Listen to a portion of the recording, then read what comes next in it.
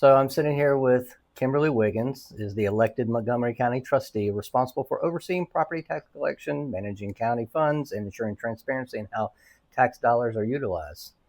You have a strong background in finance and operations with experience in both the private sector and community leadership. You're passionate about supporting veterans, military families, and senior homeowners through tax relief and education programs. So that's a quick snapshot. Tell me more about Kimberly. What do you want us to know?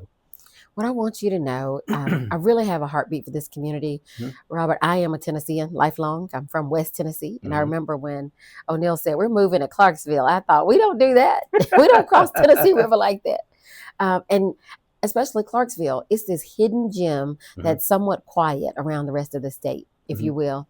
And so when he moved me here, the first thing I noticed was I have true community. Okay. And so Different from home. different. You know, at home, you're my friend because you're my cousin. You're my friend because Right. we went to school together. You're It's my family friend. oriented. It's there's reasons why you should be my friend, if you will. And there's Okay. nothing wrong with that. Yeah. But here it's, for instance, I'm involved in the real estate community because that's a group of my friends. Mhm. I'm in a run community. I'm in a community with young women. There's several groups that you can be involved in. I'm a runner. You can be in that group. And I'm sure you have that too. Here, Mhm. you may have different groups that if you use what's called a Vengram, Mhm. they don't all touch, but you can find real relationships here. Mhm. And what I found, I've lived here since 2008. Okay. If you are who you say you are, if you do what you say you're going to do, people have no problem supporting you. There's nothing wrong with being genuine. Yeah. And it's so easy. Yeah, I love that about And Clarksville. it's rare nowadays, which is kind of Yes. scary. Yes. And so for people who move here, they ask me, how do you meet people? I'm thinking, just start introducing yourself, whether Just say it's hi. church groups, and people will pick you up and take you under their wing if you let them. So tell me about your family. Yep. So my mother is Janice, and she raised us with a strong thumb. Young in my age, you know, they weren't married, and so my brother and I were raised by my mom, and two of my cousins ended up being raised with us. One of my aunts was murdered, and so my mom has always shown me give love, and my grandmother always says be sweet. My grandma was 96. That's awesome. Yeah. And she says, be sweet. And what she means by that is it matters how other people see you and how you carry yourself.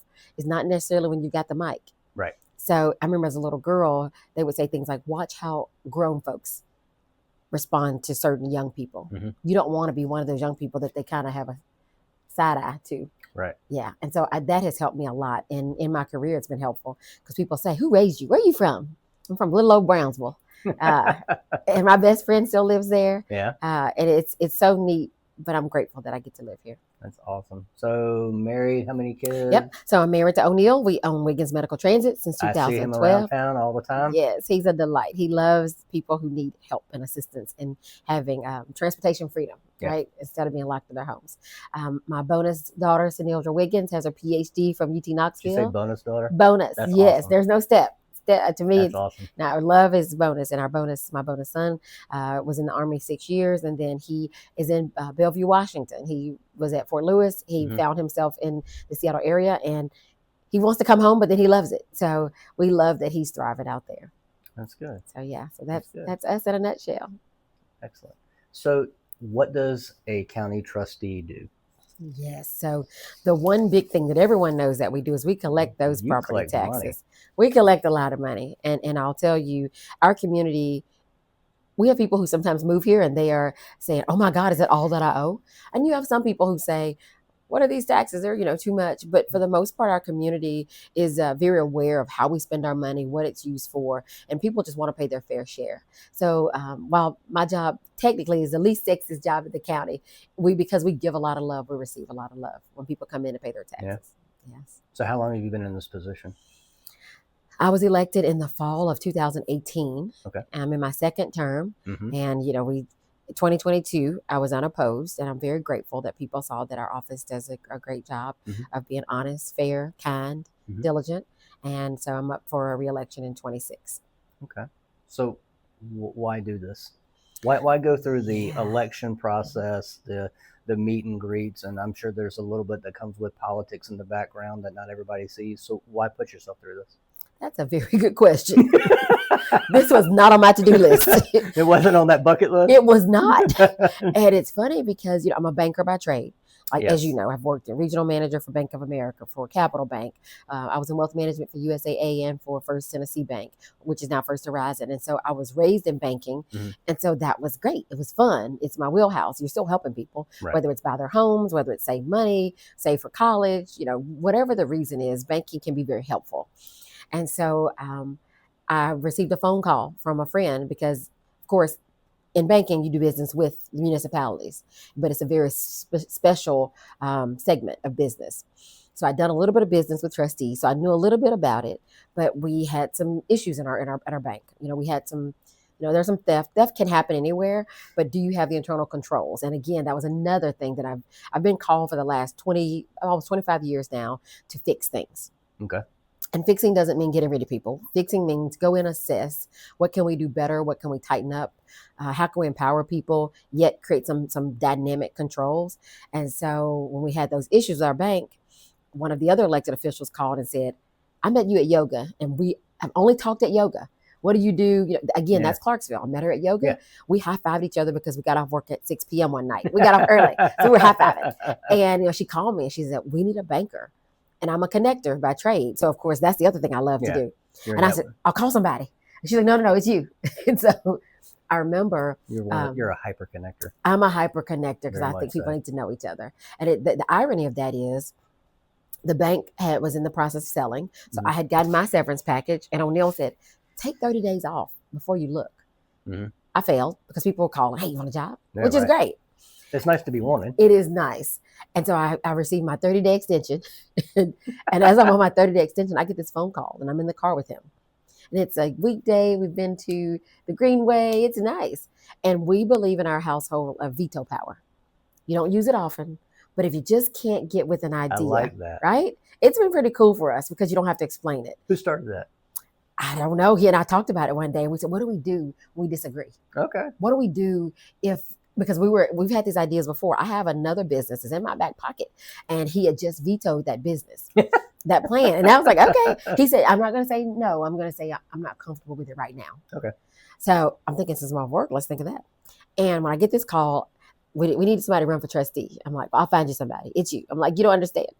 That is not what I want to do. I don't want to run for office. Right. And I thought, I don't know this community. At this time, I moved here in the fall of 2008. It's 2016. So I slept here, went to church here, but I really worked a lot out of town and in Nashville and Middle Tennessee. But I just started to office here in 2014. So I was still technically what I would call new to the community. And so I remember asking O'Neill because, it's public. Right. Your family, everybody is interviewed with you. Mm-hmm. I call it an interview because you've got 100,000 people who can hire you or fire you. Right. And I asked O'Neill, I said, what do you think? There's veto power. He said, I think if you run, you'll win. I was like, what? Wasn't expecting that. I was not. He said, we just have to figure out, what does that look like? What does a run for office look like? Right. And we've had several people along our path who have helped. One of the questions O'Neill was asked, can you allow her to run the city? Can you allow her the space to figure out what Clarksville and Montgomery County looks like? Can she spend time with the community? If you can do that, we think she'll do great. That was Mayor Jim Durrett. And so there's several people who've given me wisdom, guidance, and I listen well. Mm-hmm. I'm friendly and I talk, but I listen well. And and here we go. It was worth the work. Has it changed you a lot? Yes. Like you personally and family, or just kind of a little bit of each? Or I think it has helped me to not think about what can I do. There's so many people who need my hand and them getting to another level, whatever that level is. I've been fortunate. I still have great mentors in my life. So now it's more of me having a platform of, what are you wanting to accomplish in your life? What kind of professional development can I offer you? Okay. So for me, it's time for me to open my hand and offer opportunities for other people. Okay. Even if that's access to me telling my story, my journey. What does that look like? So it has changed me in that way. Okay. That I'm not just, if you will, grinding to get to something that's next. Right. I'm very fortunate because I had to slow down. I had to learn that. That's hard. Yeah. That's really hard. My first 30 days, I went to meet with the mayor and he said, so what have you figured out? I had to slow it all the way down because there is some steadiness that you need in government. There's some continuity you need. You don't need to move as fast on everything. Okay. And so trying to figure out what those things are, because there's a reason this may have 3 steps to it, or there's a reason we verify this or reconcile with another department. Okay. And so managing transparency and autonomy, that you don't need too much autonomy. So we actually reconcile our books to the school system and to the finance department. Okay. Because it helps us even find if there's a mistake. One of those departments will help you find that error, mistake, book something wrong. And it just helps us to be better stewards with our money for the county. Okay. So what are your primary responsibilities? Like, what does a day in the life of the county trustee look like? Well, today, I know you run. Yes. I'm a runner. Yes. No, but so like, I think the other part that we get to do in Montgomery County, I don't know about the other 94. In Montgomery County, we're very high touch. So we are very available, visible, spending time with our residents and with our neighbors is what I call. I don't say constituents. I love neighbors. And so like, I just left a women's Bible study. That's what we did. Some of the county leaders, we meet in an office and we, over lunch, have a Bible study. We're actually reading Who Moved My Cheese right now. And how does that affect us? Are we moving too fast for our teams? Are we allowing people the space to ask questions? And him and Hall were in the story. You know the story. It's an old story, but it still is very relevant. Do we trust God with the next decision if we don't know what that is? When laws change, are we flexible enough to follow them? So that's one of the fun things I get to do. The other thing I get to do is like tonight we'll have Community Connect. All the county offices that want to participate will be out at the Commons, spending time with the community, getting to love on them. But my technical job, so I get to love on people. Because in our office, there are some programs that are available to people. Right. And my reach is to property owners, but some of our services extend past property owners. So I have to figure out, how do I reach renters? How do I reach people who don't own a home to tell them of some of these services, such as our will tax rebate? That's a program where if you are 65 or older, you earn $25,000 or less, that $25 will tax that you have to pay at the county clerk's office, we will rebate that to you. Well, I don't know how to get that to renters, so I get that by going out in the community with my team and sharing that. We manage all the idle funds for the county. As you can imagine, it's a big business. Very much so now. Yes, with over 40 we've grown a lot since I've been here. We've been here 10 years. So Yeah. So even for us, when I think about, so last year we collected around $189 million in property taxes. And so while that money is sitting still, if you will, idle for just a little bit of time, we can invest those funds. And we're investing them. We've done really well over the past 4 or 5 years. Post-COVID, we're safe, yet we've been able to realize a really significant increase in our interest income, which helps because the more we can invest and create generate some revenue, it's less that taxpayers have to pay. Gotcha. And then the other thing, so with that, for over 40 departments, you have over $8 billion in transactions that happen throughout our entire county. Oh, wow. The school system is our biggest customer, for lack of a better phrase. And so we talk to them on a regular basis. When you think about everything from paying our custodians to the people who cut our grass to even paying ourselves, all of that runs through this office. When the mayor borrows money to build schools, to all those types of things, every single dollar sits on our books. Okay. And then the other business we're in that people don't know about is we're in the hotel, motel, occupancy tax business. I know about that. Of course you do. Realtors know we do all these things. But that also means, people who sleep here, not us, who sleep here in Clarksville, they pay a tax to spend the night here. And we disseminate those funds between the city, county, and the Visitors Bureau. And we're also responsible for auditing those hotels. And they are dynamic. We have some of the best partners who work to make sure that people who come through Clarksville have a meaningful experience so they come back. Okay. So I'm a homeowner. I pay my taxes. What happens next? Does it just come to this office and sit in the fund like you're talking about? Does it get pushed out like you were talking about to different investments and then come back?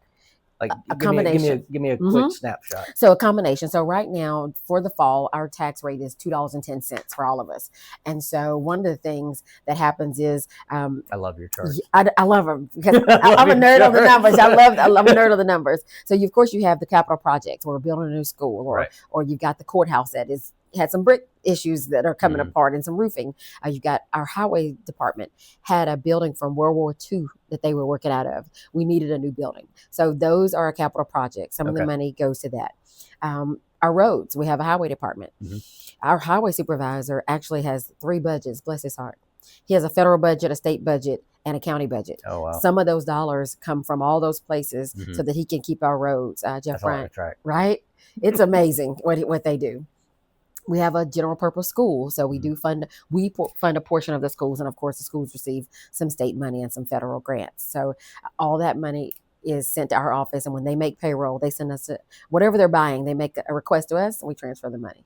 So we really tightly reconcile to them. Some of that money goes to debt service because, again, we build things, we need to pay the bills, and so governments don't take out what we call a loan. They issue a bond. So other municipalities invest in us, and that's how we earn interest, and we pay interest on that as well. And then the 2 other things, school transportation. We are a consolidated school system in a city and county that has 2 governments, which is rare.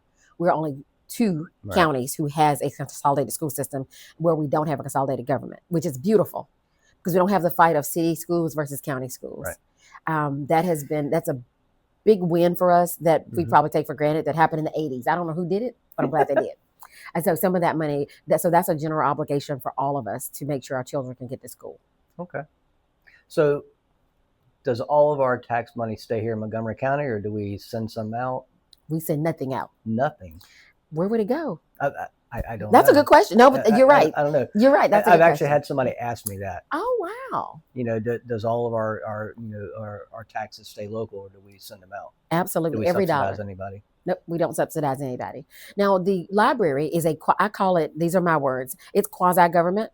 Okay. It is somewhat privately funded and somewhat county funded. Okay. So that one, if you will, we have those types of services, but they are in our community.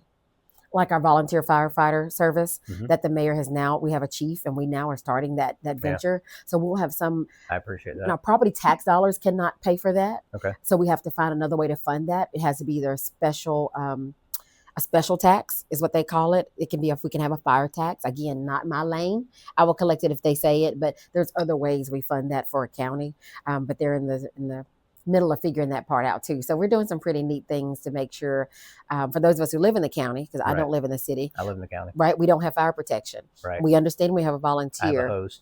We have a hose and we have an extinguisher, in our yard. What is that called? The fire hydrant. We have a fire hydrant in our yard. I don't speak fire. And hopefully we won't have one, but I don't speak trustee. So good. So perfect. We're on the same page. So that's just some of the things that we do in our community that we'll have to figure out what way can we fund those legally. And I love that we have an attorney on staff. I love that we have a real IT department because the world has changed so much. Yeah. And other than maybe the top 6 out of 95 counties, we are very fortunate in understanding the services that are needed to protect the county as a whole. Because as your banker, we've got to make sure that our bank accounts are secured, that our funds are secured so that we don't have, the bad guys that are out there trying to do things. Do other counties have this problem? I mean, I'm not asking you to speak ill will, but it's just like a common. Most counties don't have an IT department. Really? The official is their own IT. I can understand it's like a smaller county, yeah, but no, it's kind of scary in today's society.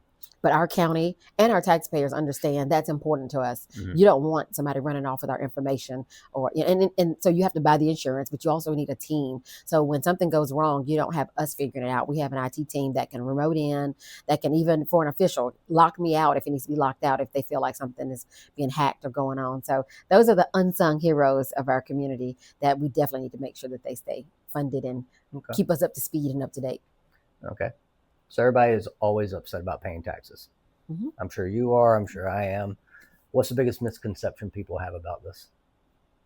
Like, that their taxes aren't being utilized the best, or? I haven't had that. I think the biggest concern that I see is that people think, so we're a very transient community. Right. Our tax roll is very busy. It takes a month almost to get our tax roll. Some people can get their tax roll settled in a week. The assessor actually had locked our roll. She's locking it right now. So what that means, people think, so when I say transient, we have instances where the spouse passes away and that spouse was the one who paid all the bills. Right. And the surviving spouse thinks, oh my God, I'm going to lose my house. You're going to sell my house. It does not work that fast. Right. And it's intentional in Tennessee in particular. So, for instance, taxes were due for 2024 in October. They were late March 1. Mm-hmm. Those taxes will still, they are accruing interest, but they stay in my office until next March. Really? Yes, because what we don't want to do is be egregious. Life happens. Right. Whether you lost that income, lost that spouse, didn't know you owed the bill. You know, the law says that we're supposed to know we owe taxes, but you're my taxpayer. So it's my responsibility to make sure that you know that. Mm-hmm. And so as we send it, some people they just bought the house. They thought it was a part of the closing. They didn't know it wasn't paid. So everything that we can do, right? You hear that? Yeah, we get that a lot also. Whether it's a postcard in the mail, whatever I can do to notify them, and they can still make partial payments. Some people think they have to pay all of that at once. We've got some folks who pay, they start in July, because so like mid-July, you can start making partial payments before the bills even go out. Okay. We've got a lady who pays $20 a month. I've heard you talk about her before. She pays $20 a month. So by the end of February, she has paid her portion. She's on tax relief. Mm-hmm. Our biggest program, we have the largest program in the state in Montgomery County, because we get the word out. What you're doing now, you don't have to do this. It's because you love Clarksville and you want to make sure, who don't I know?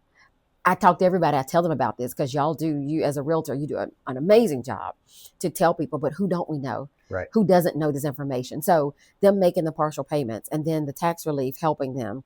And now she doesn't have to worry about the burden of her home. Of how do I pay these taxes? I'm on a fixed income. Okay. So we talked about what people get upset about. This isn't in your questions. Mm-hmm. What's something people praise you about? The kindness of my team. Really? My team is That's so kind. Great to hear, because you don't hear that very often, especially nowadays. Yeah. I get phone calls. I get letters. I have cards posted on my board. I receive thank you notes all the time. You know, they don't know their names and know them by the window sometimes. I went to window 5 and she was so sweet. Yeah. Yeah. And I get to be out in public and, hey, I want to talk to you about your office. Sure. And they tell me, you know, somebody called them back or they walked them through the process. And one of the things, there's a scripture that we use in our office: with love and kindness have I drawn thee. Mm-hmm. You know, it's not always a good day when someone gets a tax notice. Right. But it's an obligation. So how do we make it? It's not you owe this. Hey, Robert, when you call and say, my bill is $500, talking about what does that mean to you? How can I help you? How old are you? We start asking questions because you don't know to say, I'm 65, I'm on a fixed income. Right. When we hear some of those things, we start to say things like, was your income less than $60,000 last year? We know the right things to back you into. Are there services we can help you with? Some of them say, I said, do you think that sometimes it is your value? No, I think my value is right. Okay, so that's not the assessors, right? But sometimes is it that I need to walk them down to the assessors? They can explain how it works. They are amazing.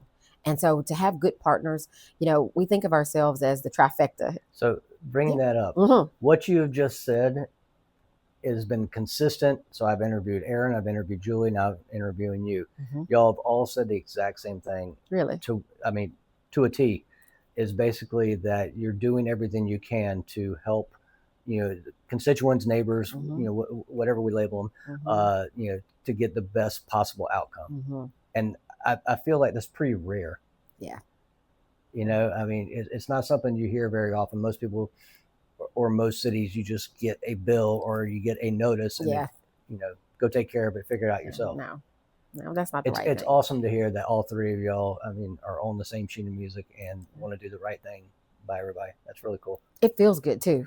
Yeah. Because I'll tell you, you know, we all get the right to run, but it feels pretty special to me that we call Julie Vital Records. Because in the registered deeds office, that's where everything is born, or adopted, or sold, and not to be cavalier on that. But in her office, you know, we have an attorney. She doesn't practice in her office, but she has the legal eye to make sure the documents look good. If they don't, she doesn't just reject them. She calls you and says, "Hey, this document needs this," and then she transfers that information to Aaron, which I call it the financial checkup. Aaron looks at it and says, in her office with her team, "Hey, do we have the right value? Do we need to lower the value? You know, are they not using the property? Is it a gully? Is it a ditch?" We sometimes don't know all those things, but in her checkup, she figures that out. Then the county commission says, "Well, attach this tax rate to it," and that's when it comes to me for you to get your checkout. You check out with me, with the cashier, but we can do it in a way that we can tell you all these options. Right. Because the last thing we want is to own your property. Yeah. There's no value in the county owning your property. Right. Yeah. So We're a highly transient military town. Mhm. And I know you have a stellar military program that you love to tell. I do. So tell me all about it. Tell me about this military for veterans program. Yes. Because I utilize it. Yes. I have for years. Yes. I love it. Thank you for your service. Huh? So it's two sides to that. That's how most of y'all feel. I served, I wanted to, I did it, but I think about it. And it's hard to get fired from the Army. No, Leavenworth is not a good place, right? So, well, I mean, in all fairness, it's a privilege to be a veteran. Yes. A lot of people won't say that. A lot of people will say, I did my time, or thank me for my service or whatnot. But I mean, I feel like a good majority of veterans are just like, no problem. Yeah, that is true. What's next? Yeah. As opposed to dwelling on it. Because, I mean, being in the military, I was infantry. I had all, some cool, fun stories and whatnot. But moving away from home, we were worried about our kids growing up without family. And you've seen, I think we have so much family. We use that word, yes. Like when we were in Alaska, everybody up there is transient. Like 70%. It's more transient in here. Yes. Not everybody's from there.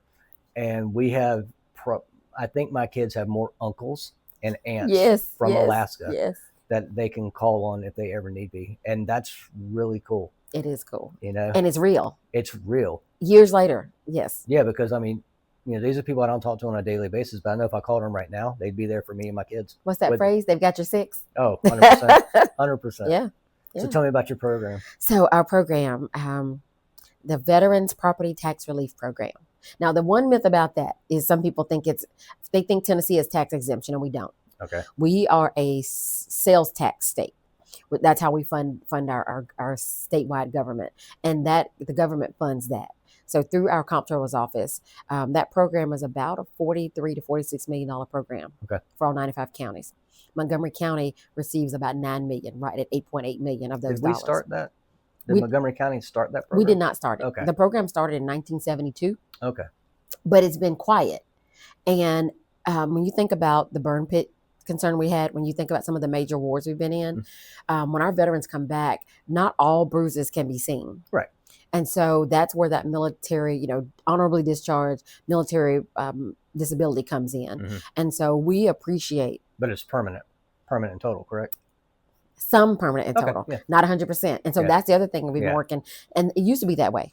So prior to 2018, it was 100% permanent total only. That is not the case anymore. So I'm glad you brought that up. When did that change? Between 17 and 18, somewhere in between me taking office. Okay. And the brochure read like legalese. And so I did call the state and said, hey, I'm going to rewrite my brochure. I need to write one people can understand. Yeah, I need to put it in plain English. Yes, and of course the lawyers approved theirs, and I was like, "Well, I'll send it to you, but I'm going to put the plain English." Right. And I think when we figured out in Clarksville, Montgomery County, that it's not just 100% permanent total; it's some permanent total because, as you know, VA math is quite unique, right? You can be 80%, but it's 3,000%. If you add up all my stuff, I'm like close to 3,000. Yes. I'm like, that doesn't math. That's VA math. We respectfully call it VA math. And so, with the veterans program, it's based on sacrifice, not income. Okay. So there's two forms we sign. One form says, yes, I am the veteran. Yes, I honorably served. I was honorably discharged. The next form says, yes, the state can ask the VA to prove it. Okay. That's it. It takes about 6 months to get the approval, but they're working so much faster now. And that's what's happening. The worst thing that could happen is that they say no. The easy thing is that they say, oh, yes, we recognize the sacrifice. Here's his relief for this year. So that has been, a lot of counties asked us, how did you do it? Just let them sign the 2 sheets of paper. What is it, 5 minutes, to sign up? And then the other part is, besides that, you all have now told other people who are 65 and older, or because you sell homes, somebody's disabled at any age, they can be on the program. So there are 2 different programs. That one, military, is sacrifice based. The other 2 for the people who are disabled and over 65, I call those income based. And then we have a third program we have the tax freeze program. Okay. You're 65 or older. Right. You earned less than $60,000 last year. We can freeze your taxes because, again, you don't receive an increase every year when you're on fixed income. You don't get a COLA, you don't get a bonus. So the state allows for about 50,000, but we had some legislation that passed, and last year was our first year that Montgomery County, second to Nashville, Williamson County, and Shelby County, our county commission approved for us to be able to take that on, and we'll be able to help many other people like retired teachers and nurses and secretaries. That's awesome. Who were just above that amount, but they're still on a fixed income. So it's an honor to do it. That's great work. That's great work. Okay, so we're seeing how large Clarksville is growing. Yes. What is your office doing to prepare for that, or what is happening now in your office? Hot off the press. Oh, hot off the press. Like we have a space we have not opened yet. It is where adult probation used to be. Yes.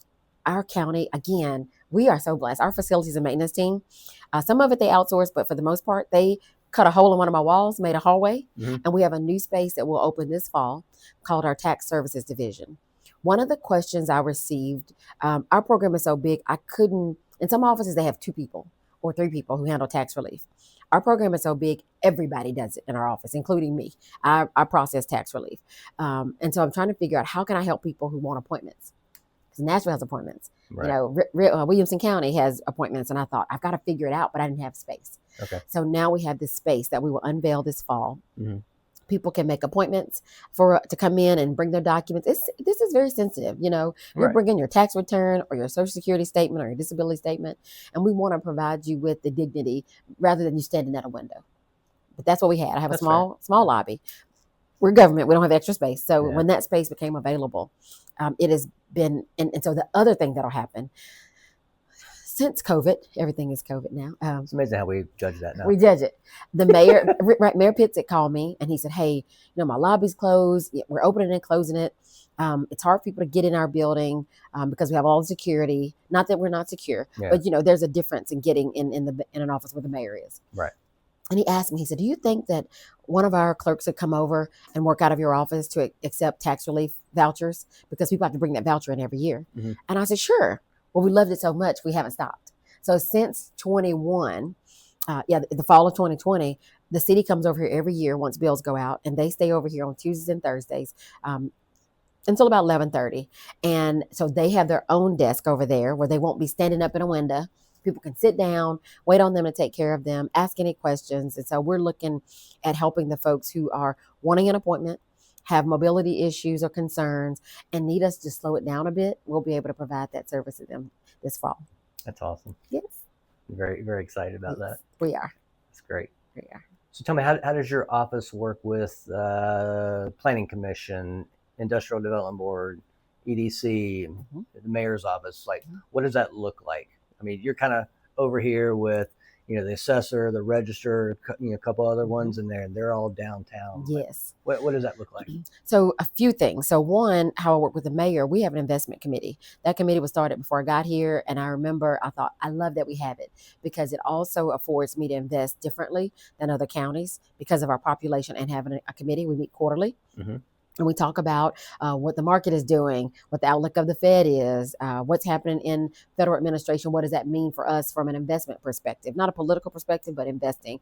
What is our Federal Reserve doing? And so I'm able to talk with them about where we are, what we are hearing, what has happened. And so we meet quarterly. So that's one meeting. And that meeting is the school system, the director of schools, the CFO, the mayor, the director of accounts and budgets, 3 county commissioners on that board. So that's one of my favorite committees because I love talking about our work.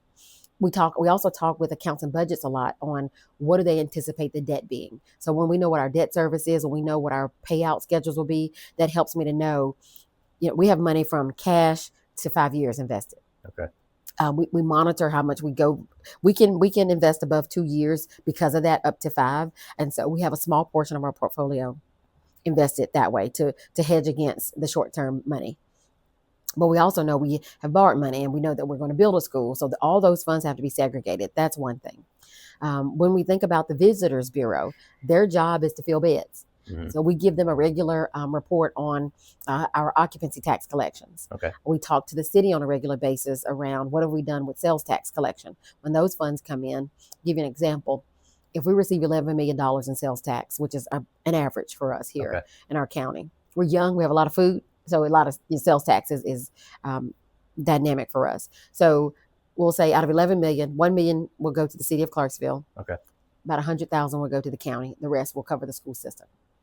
Wow. Right. So that's our biggest customer. So we keep regular conversation with them. When it comes to the IDB, the EDC, we're talking to them around some of the taxes that we have payment in lieu of taxes. That's a agreement that they make through the Economic Development Board and IDC and the Accounts and Budgets Department. We don't bill that, they do. But just talking through that, because that means they're paying taxes, but they're making a payment versus being on a regular tax roll. So us working with them to make sure, have they renewed their pilot? Have they refinanced their pilot? Managing that piece of it, because it's our job also, our responsibility for us. If something is not assessed that should be assessed, we have to make sure it is. So having those conversations, they bring us in when they're thinking of new ideas sometimes. Right. How would that impact the tax roll? So the Planning Commission comes to us because they talked about, we met with them a couple of months ago. They were thinking about, how do we feel about a land bank? 2 counties, I think, have a land bank in the state. And so just asking us and talking through doesn't mean that we make the decision. We would talk about how that would impact us when it comes to the city or the county wanting to own a land bank and own a set of said properties. Why would they want to do that? There's reasons they have for future planning that I don't get into, but it's just neat to be able to talk through that. And what are some of the issues and woes that other counties have who have a land bank?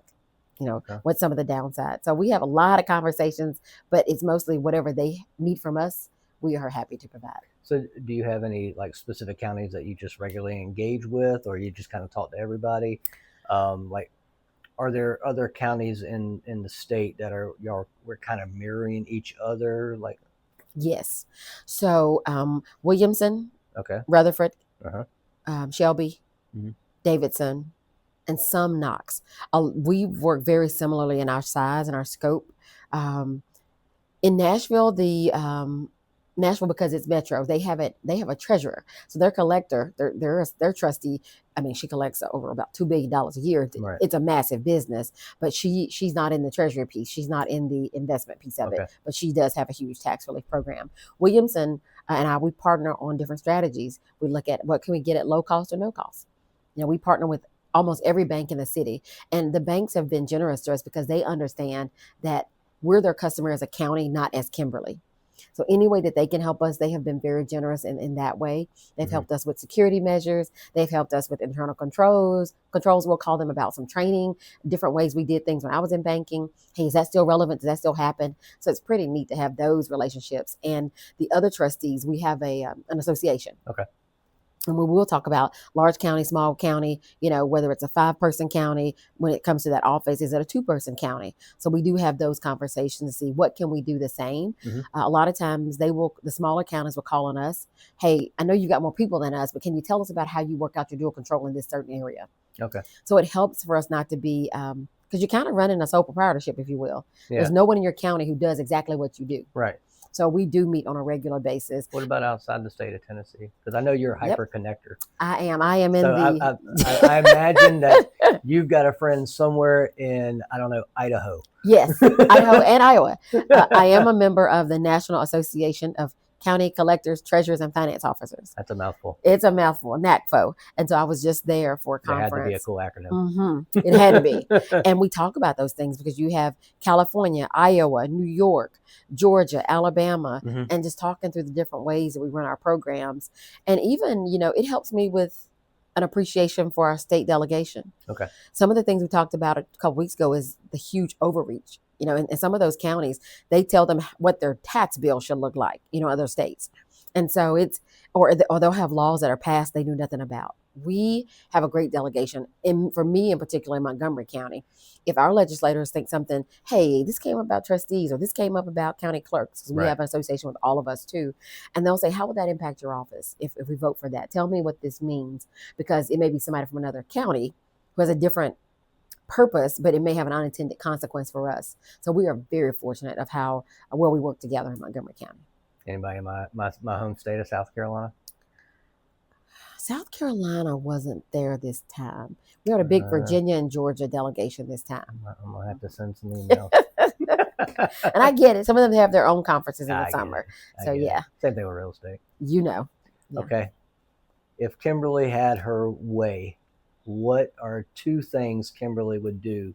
Money's no object, legislation is not an object. What would Kimberly do for the better of the county and or the trustee's office? I Wow. purposely didn't put this on your list. No, that's a good one. One of the things, it burns my heart when I think about our unhoused community. There's something government can do. There's something that nonprofits can do. There's something that churches and those of us who are able employed can do. I think we have a lot of resources in our community, whether it's for our veterans or our unhoused community. And we do have coalitions that are working to put that together. Okay. But where is that? I wish we had a one-stop shop. And several of us have talked about that. We've had these conversations in real estate. Is everybody has their own, nonprofit, and they're all doing the same thing, but they're not talking. Yeah.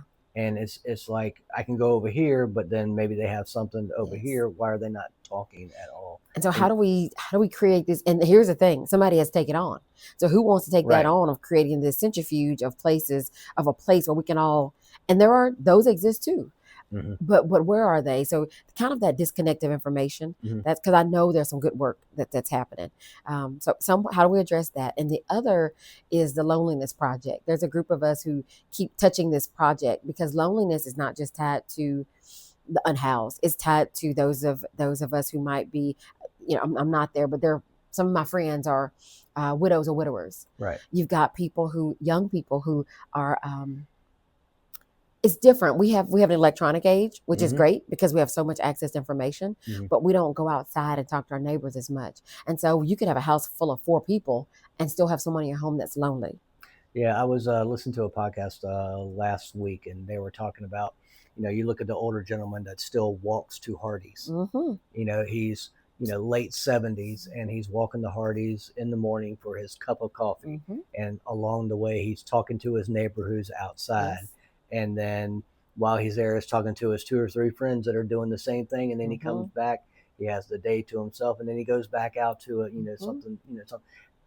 Not a lot of people do that anymore. They're purposely engaging in community, which I think digital age has, caused us to lose. When you can order everything from Amazon to Uber Eats Instacart. It's instant. And so you lose that community of knowing like who you're around and whatnot. And I would say, like, growing up in the South, I mean, that was one of the biggest things. It's like, you always look to the, the big North, and they're like, they're in these cities, they're with their heads down, not paying attention. But I hear from clients all the time, they move here and like, people talk here. Yes, we do. Yes. Because it's how we're raised. You give a smile, you say hello. You look them in the eye. You look them in the eye. You open the doors, you close, all that stuff because it's community. And it's just interesting how much that has changed. I mean, in our lifetimes.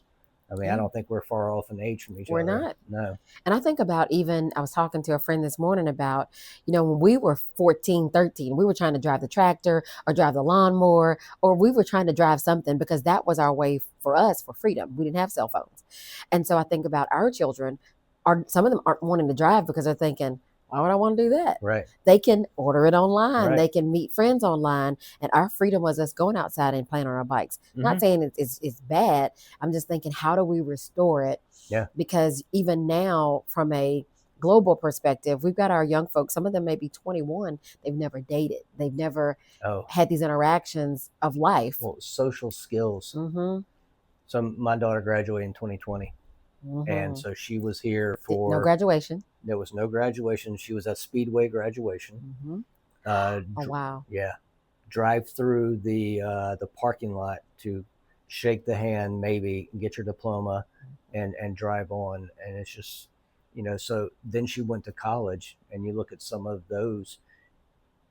She went to class once a week, maybe. She was in her dorm. There was no library. There was no fraternities. There were no sports, all that stuff. And at the same time, my son, who's 2 years younger, same thing in high school. It's like couldn't do anything, and they just put him on a computer. And what social skills have been lost because of that? And then you have the the 5-second scroll, quick attention getters, and for all of us, right? It's really all of Mhm. us. I mean, Mhm. older generations can say no, but it's all It's of all of us. us. You Things know, are taking our attention too. Yes. yeah, I mean, unless you are completely detached from an electronic device, it is affecting you in some way. And I'm just as guilty as everybody else. Absolutely. You know, Absolutely. it's disheartening. Mhm. You know, and so I think it's on us to bring our generations, our kids, our grandkids, God forbid our grandkids, Mhm. Yes. Yes. Yes. back to like, Mhm. hey, go out, touch grass. Yes. You know, disconnect when you're. And I have a hard time. We all My do. wife specifically took me to the British Virgin Islands, so I didn't have connectivity. I remember that. Like specifically. Yes. And it was refreshing once you Oh, it was kind of. great because the first island we went to, we docked in a cove, and they were like, "Okay," and I was like, "What do you mean, okay? You're here. What do I do?" Okay, well, the drink tastes nice. What do I do?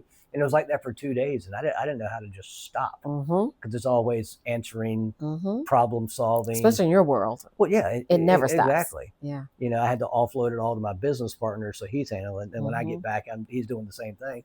But it's just like it was kind of refreshing. And then when we got back, I was like, well, I'm ready to go back. Right. I don't want to do this Yeah. part. Yeah. Yeah. We're busy. Yeah. And that's all of us. So thinking about the unhoused and then thinking about those of us who may find ourselves, because again, we may go home at night, but if you don't turn it off, Yeah. your family's lonely. Mhm. You slept there, but you weren't there. So being very intentional about what I can do to help with that. What can I do? What voice can I lend? What That's a people? great project. Yeah, so it's a big one. It's You several let of me us know if you working need on it. help with that. We do. We just don't know what help yet. So, but I will for sure. Yeah, I mean, you don't know what it looks like yet. And also, you don't know this. Here's what you don't say. Oh, Robert, you're lonely. Come over here. We've got something to help you out. No. That's not attractive. So we're No. trying to figure out what does it look like when you roll it out to It's engage getting the people out of their bubble Mhm. because they don't know, Mhm. and a lot of people don't want to ask for help in general because then they're like, well, I can't help myself. I think we're getting back to an age where people are willing to ask that. Yes. Like, you see a rise of, younger people that are, religious. And love a cause and love a good cause. Yeah, Mhm. there's a strong rise to that. Mhm. You're starting to see younger people that are, stopping with alcohol and all this other Mhm. stuff. And you look at the statistics, it's Mhm. like really impressive. It is. I mean, we're Generation X. Mhm. Give me a garden hose and a street light, and I'll tell you when I'm gonna be home. That's right. And we drink that water right out of that garden hose. And it was great. It was great. And my autoimmune system is strong today Yes, because of it. I was thinking that the other day. I was like, I rarely get sick. You're right. Thank you. Yes. I have an allergy every now and then, Yeah, but but I don't that's get it. sick very much. And if I do, it hits me pretty hard, and then it's done. That's right. That's right. But yeah, I've tried to get my son out there, try to get my daughter out there, and they're actually really good about it. Just because we've been intentional about it. Mm-hmm. But yeah, you can definitely see a change. Mm-hmm. I think in the last 3 or 4 years. Maybe I'm just seeing it differently. I don't know. I think we're craving the human interaction. Yeah. And so when we find it and we find that it's genuine, and like you said, we had at our house, we have bingo night sometimes. Yeah. Literally, it's bingo and it's some $1 prizes. Yeah. And it's funny because one day O'Neill said, let's have bingo. It was the next day. And so I called people that I was like, hey, no obligation, but we're having bingo. Mm-hmm. And it ended up being a great, laughing, good time. Mm-hmm. But we don't have to overcomplicate it. We have sometimes. It doesn't have to be complicated. Yeah. It's just, Uno, bingo, pull out some cards of Monopoly, life. I think we're all craving getting back to the simpler times. I agree. I've noticed as my wife and I get older, we tend to be the people that invite people to do things. Yes. And that gets difficult as you're, getting older. You're like, why are we always the ones inviting somebody? When's it reciprocated? Mm-hmm. And I get it because I'm naturally an introvert. Are you? Oh my Lord. I did not know that. When my wife goes out of town and my kids aren't in the house and they're like, hey, we're just checking on you. I'm like, I'm good. I'm here being quiet. I'm good. I can do things around the house. Yes. I'll watch a football game. I was like, I'm good, because being an agent, you got to be an extrovert. So this stuff right here, I have to not force myself, but it's out of my comfort zone to just. Next time you see me at a get together, You always find a corner. I do notice Always. that. Always. Mm-hmm. I will come and find the people that I'm comfortable with, but I will normally sit in the corner and look and see who's worth talking to. That it's a good, you and my business partner have that natural ability to talk to anybody. Yes. And I don't have that ability. Well, I think we all have gifts that work well for us. They work well. I will pull all your data and analyze it and tell you what I love that stuff. I love that. And that's why you have a good business partner. My husband is an introvert. So, and also introverts to me give me perspective I didn't have because you have been watching and listening more. So we need us both. We are both valuable. That comes from the military. One of my jobs was watching him waiting and stuff like that. So that's cool. Well, I know that I'm always safe when I'm around you because I know you're watching. I do pay attention. So it's all good. All right. Couple last questions. Yep. Because I know I've taken up almost an hour of your time. You were fine. And I said 30 minutes. I apologize. Don't apologize because I talk fast. And so I thought I didn't let him even interview me. So that's why I'm trying to change. I'm trying to change the script. That's awesome. I get excited about it. All right. Give me one leadership lesson that you've derived over your time as being trustee. Hear people out and give them grace. That's difficult. Most people listen to talk versus listen to listen. So I have this literal demonstration that I do. Okay. And for me, I'm 5 feet tall, so I can pick any person in the room. But you're right. But my example that I use even with my team is stand beside somebody taller than you. Okay. We literally don't see the same thing. Right. Literally. I see that band over there. I see a red box, And so if we literally can't see the same thing, what are the odds that we didn't hear the same thing? Right. And so wanting to hear, because what I believe is that on my team, no one comes to work to be mean. No one comes to work to not do their part. Right. They're very dutiful. I even have to ask them to take days off because they literally will drag in here sick because I know Robert had a class to go to. Like they're that dutiful. That doesn't mean you don't have concerns. Like, I think so-and-so said this. What did you think you heard? And sometimes it's a matter of you're being busy or trying to do too many things and we need to slow each other down. And so just trying to hear you out because your perspective may give me something else to think about. And even for my team saying, I'm not saying we have to do it this way. This is where we're trying to go. And what they love is they back into what the process is. So now we own it together versus me saying, because I've worked at companies where I say, Robert, tomorrow we're going to start doing it this way. Well, actually that doesn't work because we have to do this. Right. And building the psychological safety for you to say that I hear you and we can do that, but this part won't work and here's why. Right. Because just because you're the quote unquote boss, you're not the boss of people. Right. You're not the boss. I'm to lead so that they can follow. And so that comes from me slowing down, them hearing my heartbeat, them understanding. I don't care who it is. I don't care how rich they are. I don't care what their income status is. If they ask for me, I need to speak to them. So don't ever, she's busy. I'm not that busy. Even now I'm sitting in front of you. My phone is at my desk. If somebody has walked in or text me and give me their phone number, I want to call them back. Because if they took the time, this is not an easy office to get to. It's not hard, but it's not easy for a lot of people, especially if you're on public transportation. You have to want to go here. You have to want to go here. So I owe you, even if you hung up. Yeah. I had that happen. Somebody called for you and they hung up. But you know who it was? Yes. Give me more so I can call it back. Yeah. So that's important. Yeah, we're the same way. I mean, $1 million house is the same as a $100,000 house. Absolutely. It's their dream home. Because $100,000 house, if that's all they could afford at the time, that is still their most valuable asset in their life. Absolutely. If you have $1 million house, that's your most valuable. You deserve the same, respect of your property as anybody else. Absolutely. So same. Excellent. Same here. Last question. Yes, sir. Where's Kimberly in 5 to 10 years? You're not going to believe this. Please tell me. I'm wherever God assigns me to be. So I think I'm not letting you scapegoat. And I'm going to give you more. So I believe that what we get to do is an assignment. Okay. This is not who I am. Okay. At the time that it came, I wasn't looking to do it, but it fit perfectly with what needed to happen. Okay. I've been called to fix things. Like literally some of the positions I've taken is, hey, we got this situation. Can you come help us with it? I still had to apply, but I've been invited to apply. This job, I was invited to apply. What I have asked God for is 3 terms. That is what I asked for. I think we're on track. I think we're on the same page. What I've learned is to ask, not declare. But what happens next is normally is something where there's something broken.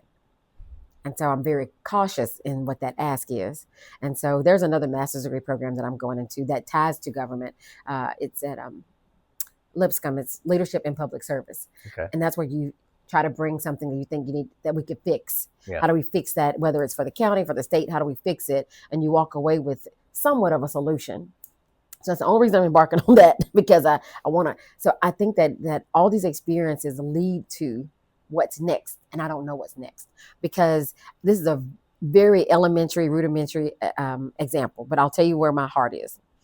You know that analogy we had in school where there was a dog who looked in the water and he saw this dog with his bone, and that dog had a big bone, bigger than his bone. So he dropped his bone to get that bone. He was looking at his own reflection. I do remember this analogy. Right. And so I don't want to race through life trying to. The good news is I've had some great opportunities. Right. So I'm very pleased in that. I don't want to race off to the next thing and not embrace what I get to do here, what I get to experience. So that's. You don't want to be so forward thinking you're not enjoying where you are. Because it is. I do get more. Thank you for what you do. Your team is very kind. Can we sit down? Can you help me with something? I get more of that than you're not trying to help us. I get so much more of I told somebody, I said, it's like living your birthday almost a lot of days of the year, because they will laud you publicly for doing your job. We get the praise for simply doing our job, but we can do it and be nice and do it. So I'm not escaping the answer. That's where I am. Seriously. Yeah. So if you could recommend 2 people for me to sit down and talk to, who would you recommend? Man, there's a list of people. What are you trying to accomplish? What do you want to accomplish when we talk to them? Know your community, inform, people in our sphere of what's going on around Clarksville. Just people that have difficulties getting their information out. We email to a lot of people, and we social media to a lot of people. So Betty Burchett is a mentor to a lot of people undercover. She didn't have it, but I'm just saying she has the bandwidth to help a lot of people. She's one person that I love dearly. My husband and I both love her. And she is, she was our assessor before. She was our finance director before. She's one of very few female IT executives for one of our local banks here. So that she's a stealth of a woman. Okay. She's quiet and strong. Trying to think, another person that probably comes top of mind will be Bob Huffman. Okay. Bob is another person in Rotary who has been very instrumental as a friend and supporter. And Joe Shakee has a very interesting story. A lot of people know Joe. Curtis Glenn. He's one of our chaplains for the police department. And so and he's a pastor of a church, but just having those different, reaches of how they get things done and how we're all in different circles, yet it's almost a web of the same type of love, encouragement, and support. Okay. Yeah. Well, thank you for that. You're welcome. I appreciate you taking the time to sit down with us. Yes. And you let us know if we can do anything. Because I know my business partner. I know he sees you more often than I do. Yes, those crazy runners. I stopped running when I retired. Congratulations. Yeah. Well, those of us who didn't serve, we just picked it up later. Well, thank you. I appreciate it. Thank you for your service. Yes, sir. Yes, sir.